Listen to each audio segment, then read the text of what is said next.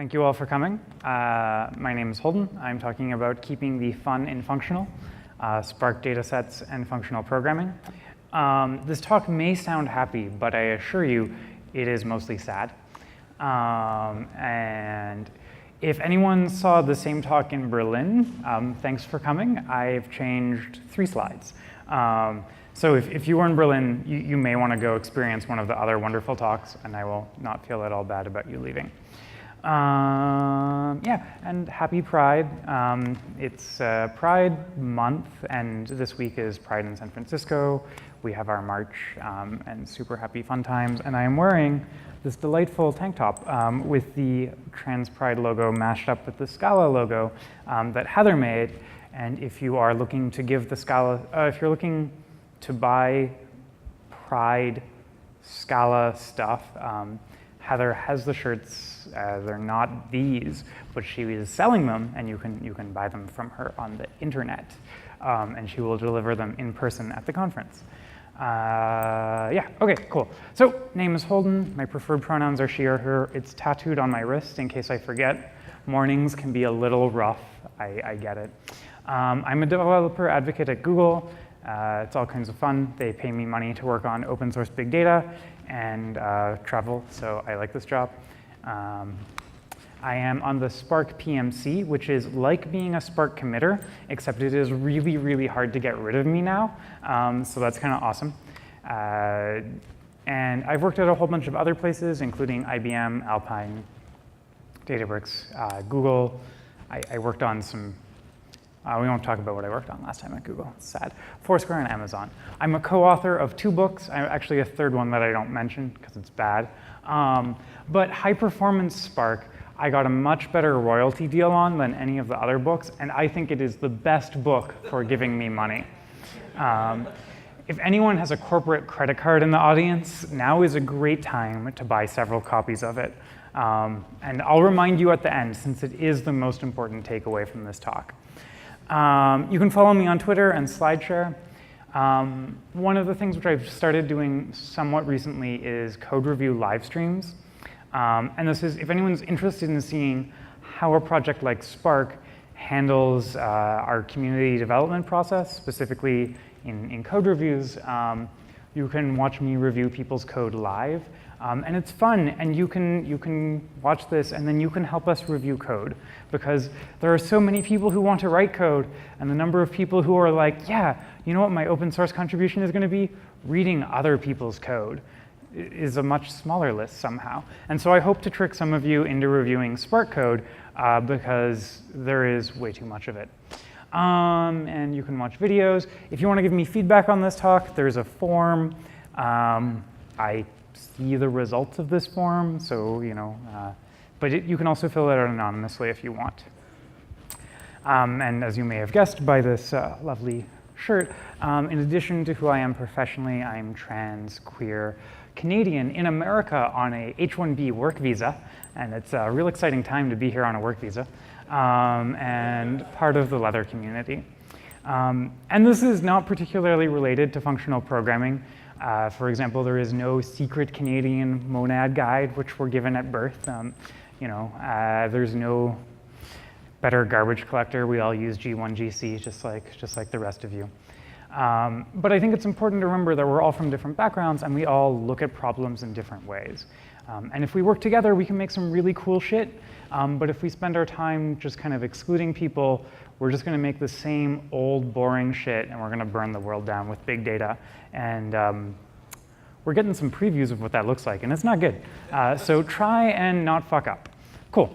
And yes, I really like this. Thanks, Heather, for doing this. It's really nice to see Scala trying to be more open and inclusive explicitly of people from all kinds of different backgrounds. So yay, Scala and happiness. I don't know, I think it's cool. Okay, in addition to myself, my co-presenter is Boo. This is Boo, bark bark. She also uses she, her pronouns. She doesn't have a tattoo. And she is the author of 2 books. However, they're currently out of print. And my wife and I are working, well, mostly my wife, because I don't have access to industrial grade machines on the next edition of printing for this book, and I will bring it to one of the Scala conferences, I promise. You can follow her on Twitter to find out when her book is done, or mostly to see her retweet my own things with the word bark. Very exciting. Okay, so one of the questions which I sometimes get asked is, why does Google Cloud care about Spark?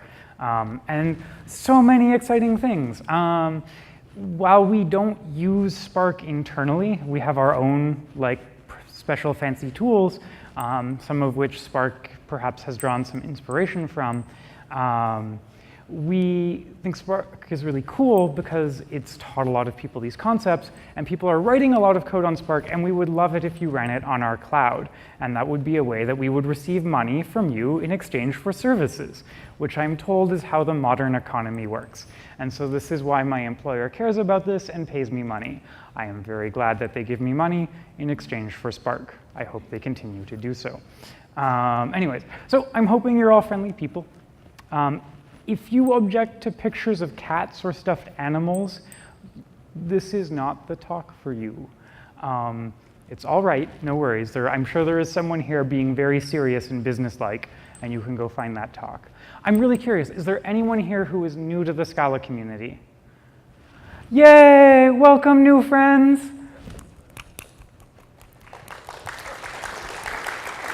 No, if no one raises their hands, then we should be really terrified, because that will be very bad news. There's been a lot of talk about teaching people at this conference, which I think is lovely and amazing. Okay, cool. So I'm going to talk about what Spark is, super briefly, since I assume that most people came here because they had some background in Spark, but if you don't, that's totally fine. We'll talk about what datasets mean for Spark instead of RDDs. And we'll talk about all of the sad things that come from the switch from RDDs to datasets. And we'll talk about some of the cool things as well. I don't want it to just be a sad talk. And we'll talk about what we can do to make things more awesome for future generations. And hopefully I can convince some of you to do the work that I just do not want to bother doing. And so I want to be clear, I'm going to talk about a lot of things that kind of suck. And sometimes when I give talks, people are like, wow, that sounds really bad. What should I use instead of Spark? And it's not that you shouldn't use Spark or Spark is especially bad. It's that everything is terrible. Some of us just bother to talk about it. Other people put on a much nicer professional image, and no, it's not my style. Okay, cool. So what is Spark? It's a general purpose distributed system, data parallel, and it's built in Scala. Yay! We all love Scala. It's an Apache project, which is really awesome. It means that if any one of the companies behind Spark decides to stop contributing to it, you don't have to worry about the entire community vanishing. There's some continuity. It's faster than Hadoop MapReduce, and I'd like to give MapReduce a big shout out for setting the bar down about here. And MapReduce, totally awesome, for its time, but it's a lot easier to be faster than MapReduce. And it's good for when problems become too big for a single machine, or when they're likely to become too big for a single machine. Sometimes we're working with small data sets initially, and Spark is easy enough at handling small data sets. If it's probably going to grow really quickly when you start getting customers, it can be a good thing. I'm told customers are useful. And it has two core abstractions, which are really confusingly named. One of them is called Resilient Distributed Datasets, and the other one is called Datasets. I don't know who came, well, actually I do know who came up with these names. But despite the name, Datasets is built on top of Resilient Distributed Datasets, and is in fact resilient and distributed. Yeah, I'm sorry, okay. Clicky thing. Okay, so why do people come to Spark? Sometimes people are MapReduce developers. Are there any MapReduce developers or former MapReduce developers in the house? Yay! Thank you for joining us. And so sometimes it's wow, my MapReduce job is going to take a day. I bet I could learn Spark in that amount of time. And sometimes you totally can, and I think that's kind of cool. The other ones are my data frame doesn't fit in memory anymore. On the largest Google Cloud instance, or whatever cloud provider you happen to use, which may or may not be Google. And maybe Sparc will solve this problem for me. And the answer is yes, it will, but at the price of everything you hold dear. So yay! And the other reason people come is there's a fair amount of magic, and it looks like it's going to work, which is an important part and a good first step towards working. Okay, cool. So what is the magic of Sparc? Like what makes people really excited about using it? So automatically distributed functional programming, that's really cool. I remember when I was in first year university and like being told, yeah, if you write your things this way, the compiler could do all kinds of cool things. I mean, it doesn't, but it could. And to some degree, Sparc delivers on a lot of the cool things the compiler could do, except it's not the compiler, and we'll talk about how that impacts us later. And a lot of this is powered by a directed acyclic graph, or essentially some lines on paper, except instead of paper, they're in the computer. A lot of the names of things in Sparc clearly show its lineage. It comes from an academic background where people had to write papers and get PhDs. And so there's a lot of things with like names where you're like, that's a query plan, isn't it? And they're like, no, no, no, no, no. It is different in this important way. Resiliency is super important, especially with cloud providers. If you're running on preemptible instances or spot instances or whatever your provider likes to say, you will experience failures unless you bid super high amounts on other cloud company. On my cloud company, you can't bid super high amounts. So that, oh, oops. Okay, and some other magic. We get functional programming, and it's a really great way to trick people into learning functional programming. Because people want to build distributed systems, right?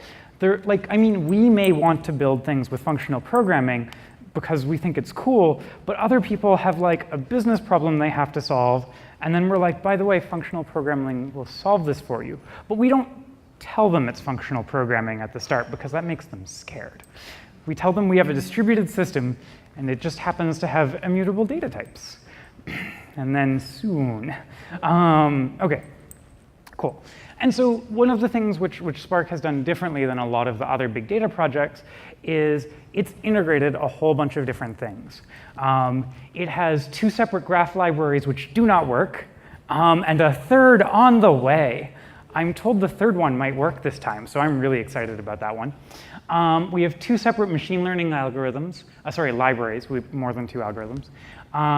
We have 2 separate streaming engines with a third integrated recently, but the API is the same for 2 of them. And we also expose interfaces to other languages. And this will become important later on. But it's really great to be able to get people from a Python background to start doing distributed functional programming, and then just be like, and your code be so much faster if you just learn just a little bit of Scala. The first hit's free.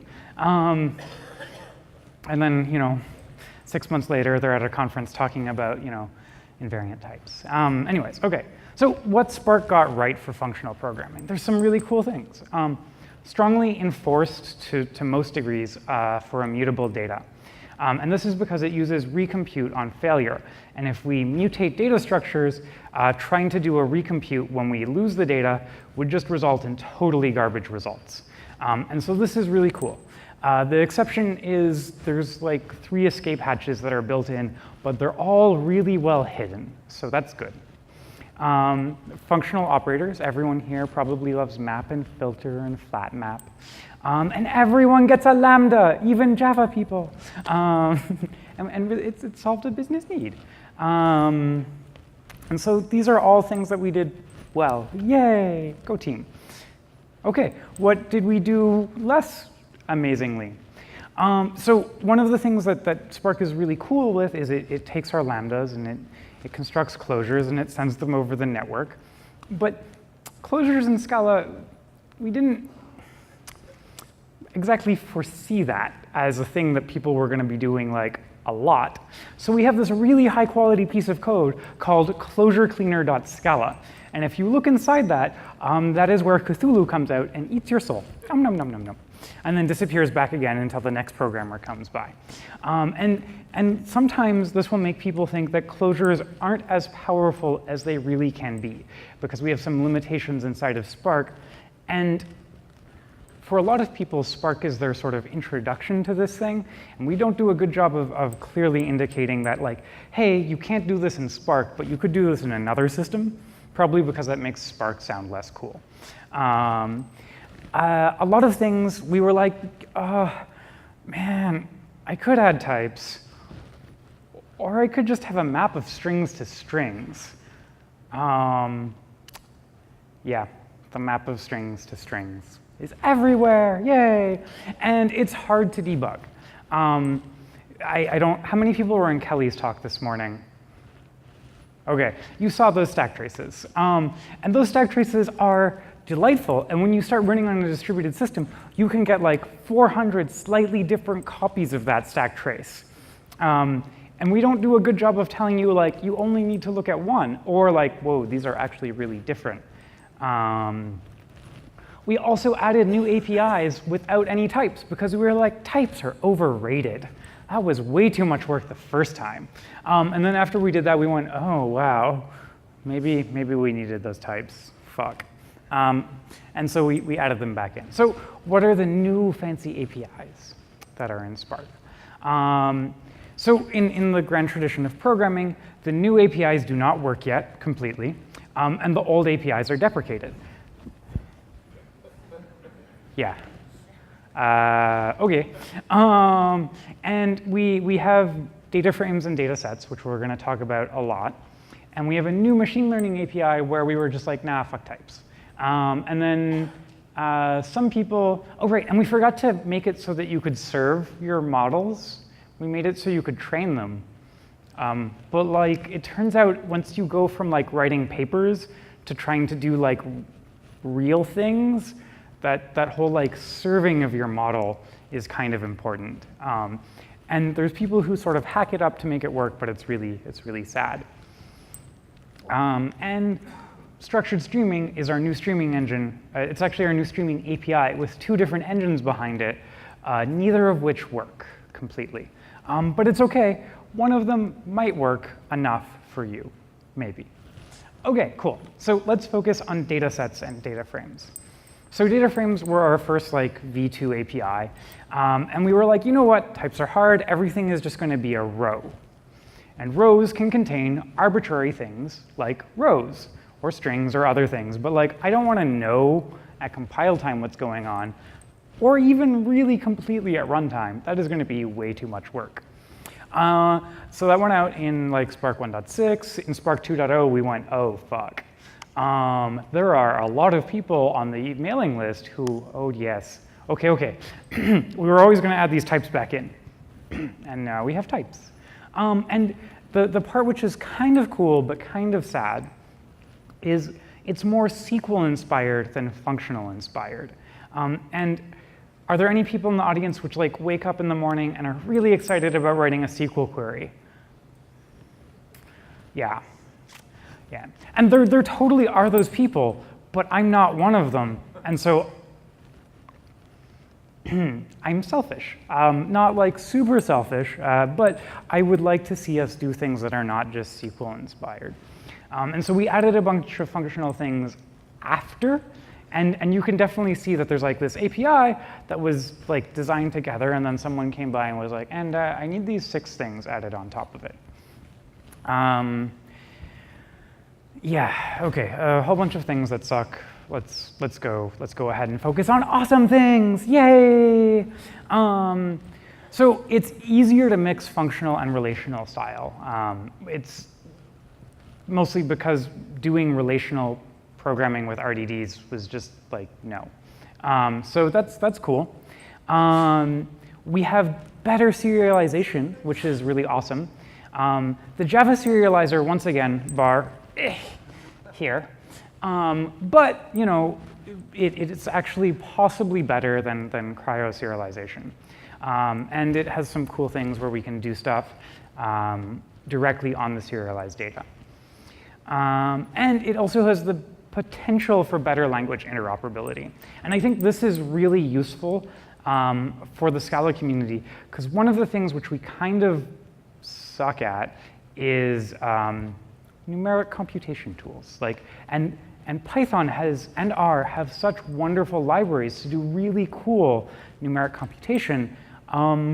If we could just steal those and use them from Scala without having to rewrite them, that would be amazing. I don't want to have to figure out how to call Fortran code from Scala. You can, but it sucks. And so we'll talk about how this works.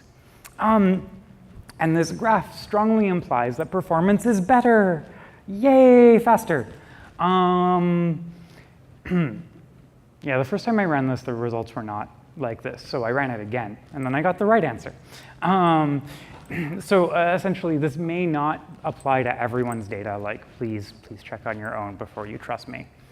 And our storage is a lot more efficient, right? This is not genuine big data, but I was running this on my laptop on a flight, and you can see the RDD version is roughly 2x the size of the dataset version, where we have a better understanding of what's going on. Of course, you can also see that we really do not expose that better understanding in the UI at all. The RDD name is more or less unintelligible, so that's great. And yeah, it is probably better than Karau storage, but not a guarantee. Talk to your vendor. Okay, let's actually mix together functional and relational code.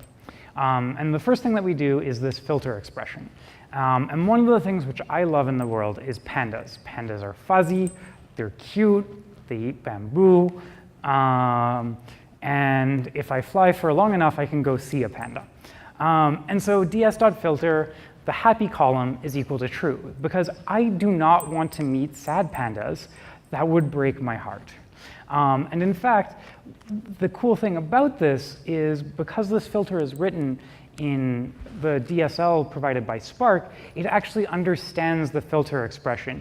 And if your data happens to be in such a way that it's partitioned by if pandas are happy or not, then it will only load the data where the pandas are happy. And this is awesome. The only thing is, this is not an arbitrary expression, right? If I was interested in pandas that were happy and had some other constraints on them, it would be hard to express here, possibly. We can also see, though, this reduce function, that x plus y is a normal Scala x plus y. So yay, I can add two numbers together, kind of. And so, yes, we can see that we have this mixture where we can take data frames, we can apply SQL expressions, we can make them strongly typed, and then we can apply arbitrary Scala code on top of it. And we have our map expression. Everyone loves map. Yes. Okay. Way less people love map than I thought. And so I was happy when I wrote this, because I was like, yeah, and this would be hard to express in SQL. And someone came up to me and was just like, no, Holden, you're just really bad at SQL. And I am. But it's nice. We can put whatever we want in the middle. We can still have our cool functional code. We can write Lambda expressions and be like, yeah, pay me money for functional programming. And we can do word count with it. That's how you know it's genuine big data. If we were not doing word count, how would you know this was real? So very exciting. I'm going to walk you through word count. And in fact, there are multiple ways to do word count with this API. Yes. OK, so load our data, tell Sparc the type for compile time information. We have our flat map. Ooh. And then we have group by. And this cool thing about group by is that it's actually not bad. In the old Sparc 1.0, actually 0.7 APIs, group by key constructs a giant list of all of the things with the same key, also known as it constructs an out-of-memory exception. And so the nice thing here is group by, instead of eagerly sort of eagerly evaluating, group by here instead returns a special data structure which goes, hey, that's really cool. You wanted me to make this grouping. tell me what aggregates you want to do on this, and I'll figure out how to pipeline those intelligently. And so here, then we count our words, and then we save our result out as Parquet because we're cool. Yeah. Okay. So that's cool, but we can already do word count with the RDD API. What can we do that's really cool with the dataset API? Yeah? Yeah. Okay, cool. So this cat is awesome. And we're going to compute multiple aggregates at the same time. Oh. Okay, this is really exciting if you ever have to write this code by hand on the RDD API. I can assure you, when you have to write this with the RDD API, you end up with like x_1, y_2, and like all kinds of little temporary variables. And eventually, instead of computing the average number of hours per week, you end up computing the capital gains divided by a number of hours per week.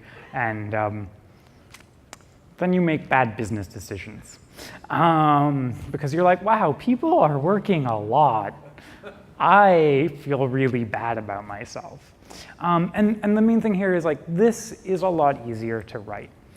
It's not particularly functional, but we can do our cool functional stuff on either side of it. And we can have windows, which are also a pain in the ass to do with the RDD API.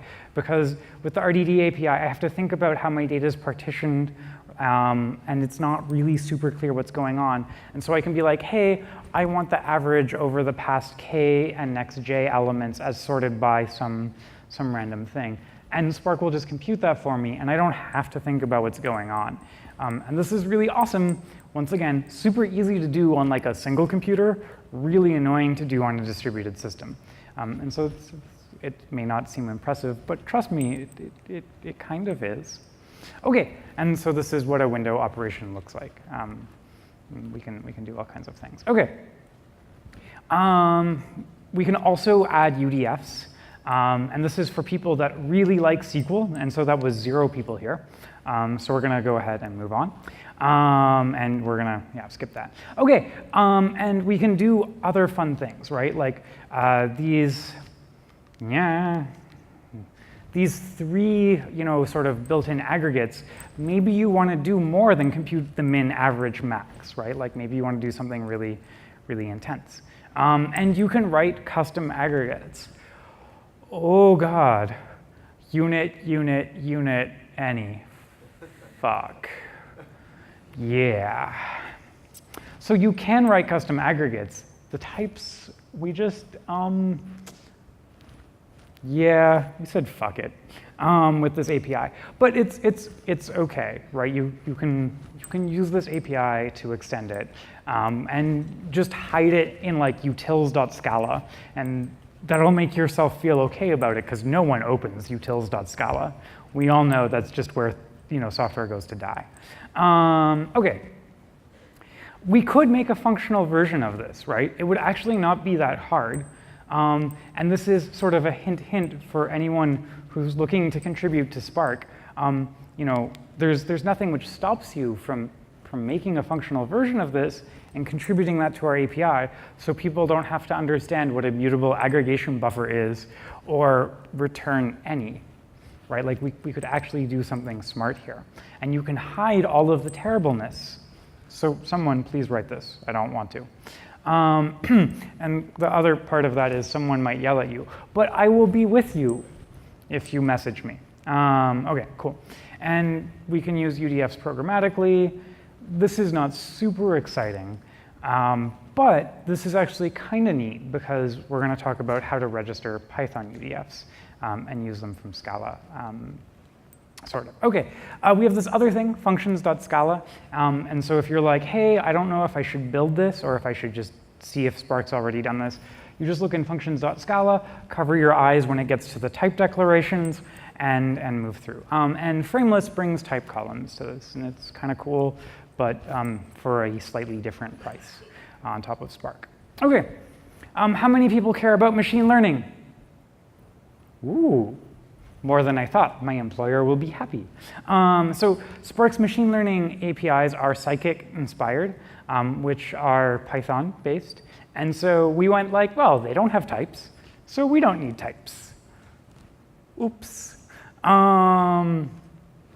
And it's great because machine learning jobs always run super quickly and definitely don't run for like 24 hours and then having them fail at the last minute because of a type validation error, right? Right? No. Okay, so the really sad thing is what people end up doing to work with Spark ML pipelines is you end up like sampling your data initially, just running that through and seeing if it works. And that's just, as a Scala programmer, it just makes me sad. And Frameless, once again, has some of this with types.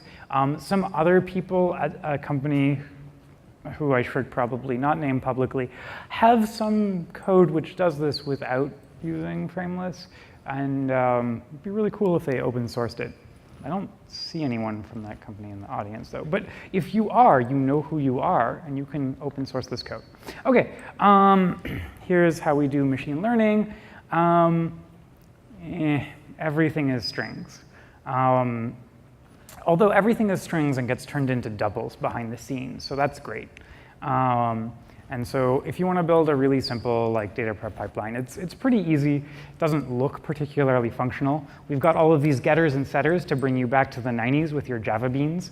So it's a really good throwback machine learning system. And yeah, so this is not overly important unless you're really excited about this, but it turns out to be pretty simple to actually fit your pipelines and then predict the results provided that you're willing to do it on your Spark cluster. And input data, and the string indexer is not a machine learning stage, is not what people would classically think of as like a machine learning stage, but it has to see all of the inputs to construct the correct labels. And so it still has to be fit to the data. And so even though you might be like, why do I have to call fit? There's like nothing exciting happening inside of this. You haven't even put in naive Bayes. This is why we have to call fit. And then we get some information about cats. And then we can go ahead and add our decision tree on top of it. Once again, 90s throwback. And our pipeline now has 3 things inside of it, and we can call fit, and then we get a completely trained machine learning model. The only catch is this like indexer, it turns out at runtime actually has a bunch of really bad problems. If anyone wants to talk about why machine learning sucks on Spark, come find me later when I'm drunk. Okay, cool. Let's focus on more happy things. Arrow. Apache Arrow is amazing. It's integrated in Spark 2.3. It's not fully integrated inside of Spark 2.3. We looked at time zones and went, oh God. No one has daytime data, right? No, yeah? La la la la la la la la la. And then we made a release. But it's really cool. And we have, a vendor has a graph which implies it makes Spark 242 times faster. This is a lie, and not a very convincing one.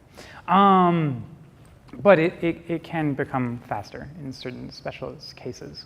And I'm sorry for showing Python code at a Scala conference, but we all know that Python excels at numeric computation, and the JVM maybe does not excel at numeric computation. So if we're going to add 2 numbers together, we're going to do it in Python.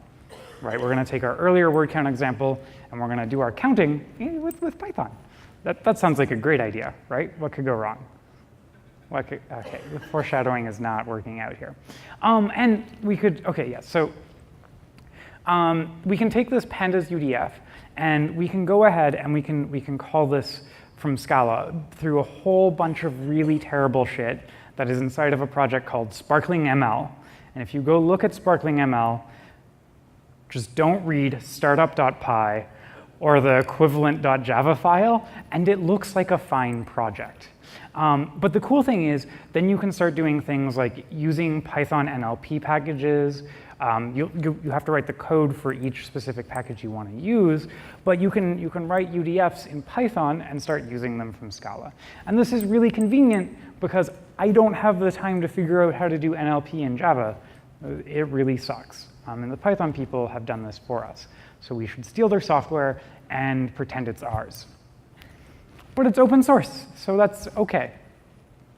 Maybe. Okay, And we could use it on top of streaming, except probably don't. So we have structured streaming, new to Sparc 2.3, and it wasn't very good. Sorry, new in Sparc 2.0. It wasn't very good. And instead of fixing the problem, we said, you know what this needs is a new streaming engine complete with a new set of bugs. And that's what we did. In Sparc 2.3, we bought a new execution engine in which loses data. But it's a lot faster.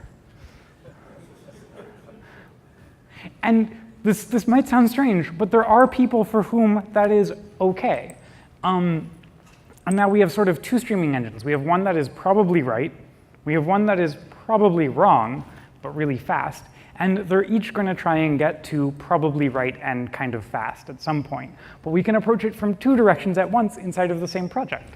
That's a great use of developer time. OK, more people bought that than I expected. But it's kind of cool that we have this flexibility now.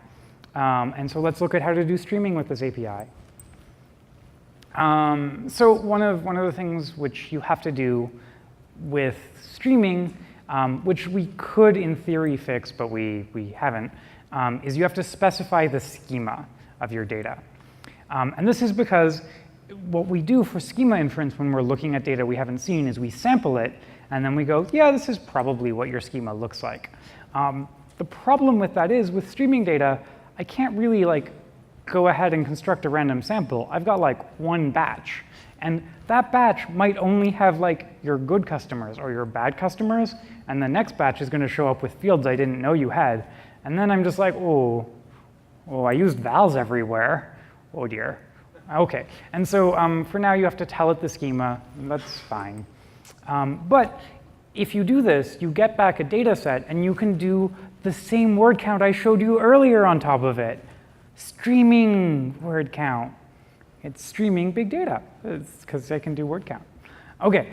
Alternatively, one of the things that I believe is that coffee is roughly equivalent to happiness. But I'm aware there are people who disagree with me, and that is unfortunate. I'm also aware that if I trained a real machine learning model, it would probably not give me the result I want.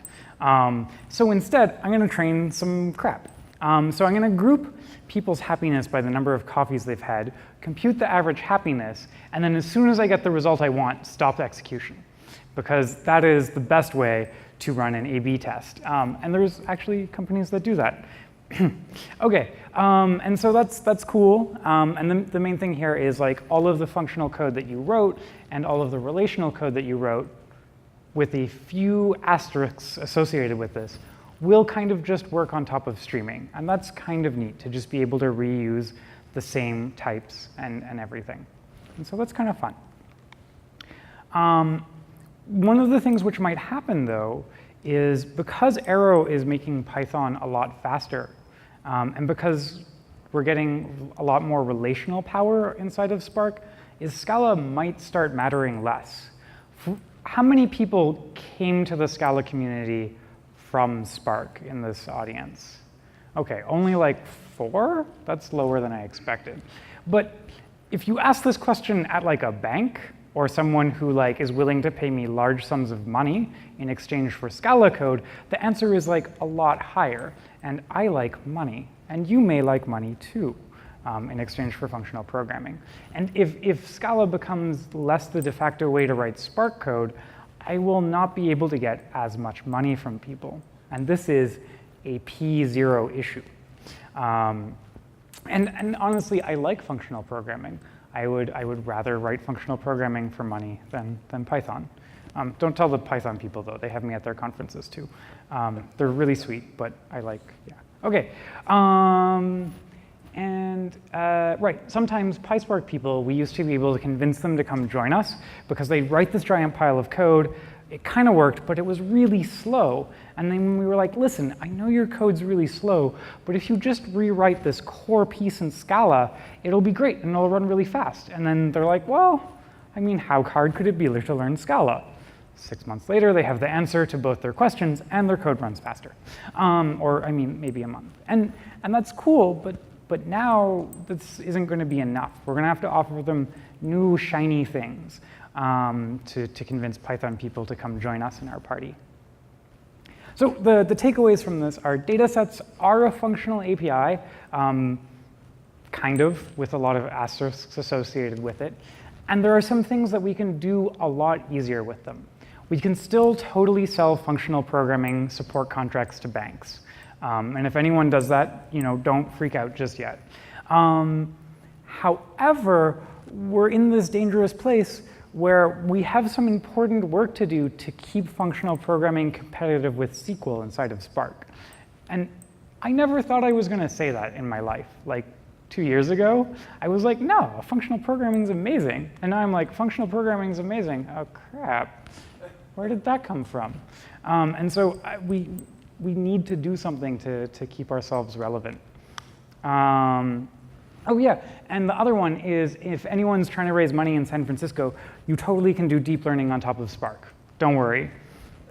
Just go pitch it to the VCs. They don't have to read the white paper. And then your intern can be responsible for your deep learning project and cash money. Okay. Oh, I have a bunch of books on Sparc. Some of these are not my books. One of them is out of date. Fast Data Processing with Sparc is the first Sparc book I wrote for Sparc 0.7. And it is both really clearly for Sparc 0.7 and really clearly the first book I wrote. It is rough. Do not buy it unless you just want to give me money. Because as corporate ethics training indicated to me, I'm not supposed to accept $20 bills in a brown paper envelope. But telling people to buy my book is still okay. And as far as I can tell, my boss really does not watch my talks because he has not mentioned this part to me yet.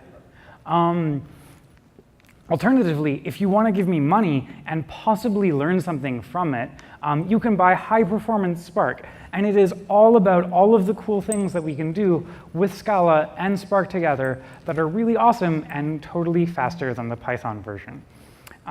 It was written before Python Sparc started to get fast. But that should not stop you from giving me your money, or more specifically, your employer's money. Corporate expense accounts are amazing. And Jeff Bezos wants to buy another newspaper. Okay.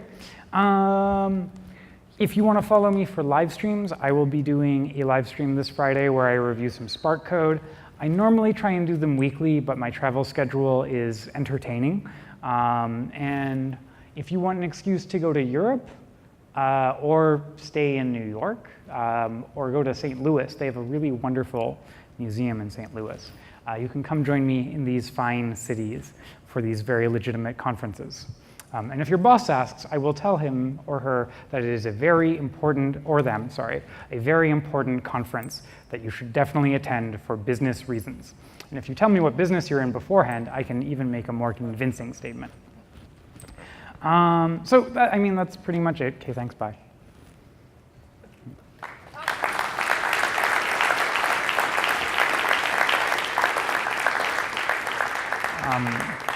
Do we have time for questions?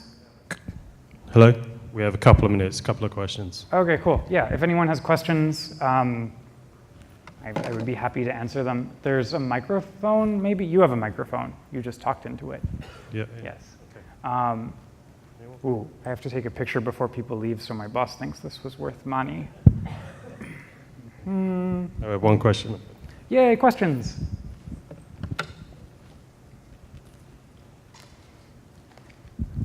Hello. You show a graph of the comparison of performance between RDD and dataset group by. Yeah. I suppose that the better performance of the dataset come from the tungsten optimization. Let me go find that graph really quickly. Sorry, there's a, this one. Okay. So the better performance comes from a few. Oh, the one before. Okay, no, that's one. The graph here shows is that this the the frame graph is better. That you wanted? Yeah? Yes, that's the one. So I suppose that data frame is better here because of the tungsten and then the catalyst optimization. There are a few reasons why it's better. So if you look at it, there's the red bar, which is group by key, which is just really bad in Sparc. And then reduce by key is reasonably good in Sparc. And then the data frame and dataset version. And so the performance speed up comes from both it using less memory and less network bandwidth because of the more efficient storage. But the other part which is really useful here is because we have a shuffle stage, is we can actually, the serialized data is directly sortable. So if we have an external shuffle service, it doesn't have to deserialize the data to sort it, which is useful because serialization time takes up a non-trivial part of the reduced by key implementation. And the other one is the data frame code path is slightly better than the average code path with reduced by key because it's written to reuse one of the variables behind the back so the GC doesn't thrash quite as much. And those were the things that made this a little bit faster. Okay, I was about to ask what is the reason we cannot use we apply the tungsten optimization on top of the RDD result? So that's a good question. And to some degree, like the tungsten optimization is actually running on top of RDDs, right? Like at the end of the day, data frames more or less compile down to RDDs sort of behind your back with a bunch of weird shit happening in between. You could kind of use the tungsten serializer if you wanted to with RDDs and tried really hard, but it's a batch serializer rather than a record serializer, so it wouldn't directly translate quite as well. I mean, if you really want to do that, like go ahead, I guess, but why? Like, why do you, is it, I don't know why you would want to do that, I guess is the answer. You could, it would be a lot of work. And I don't think it would give you anything that you would not get from just using the dataset API itself.